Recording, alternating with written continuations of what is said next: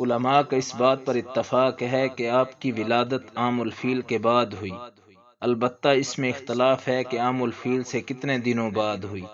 بعض لوگوں نے کہا آپ کی ولادت عام الفیل کے 2 سال 6 ماہ بعد ہوئی، اور کچھ لوگوں کا کہنا ہے کہ 2 سال چند ماہ بعد ہوئی۔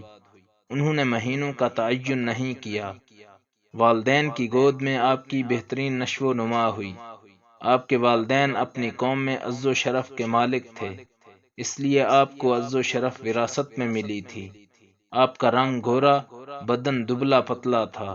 اس سلسلہ میں قیس بن ابی حازم کا بیان ہے، میں نے ابو بکر صدیق رضی اللہ عنہ کے پاس حاضری دی۔ آپ دبلے تھے، بدن پر گوشت کم تھا اور رنگ گورا چٹا تھا۔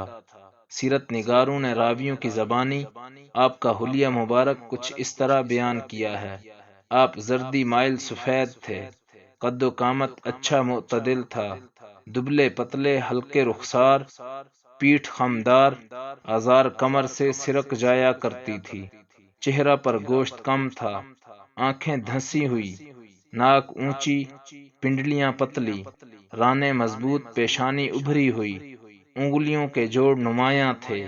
آپ داڑھی اور سفید بالوں میں مہندی و قطم، ایک قسم کی گھاس کا خضاب لگاتے تھے۔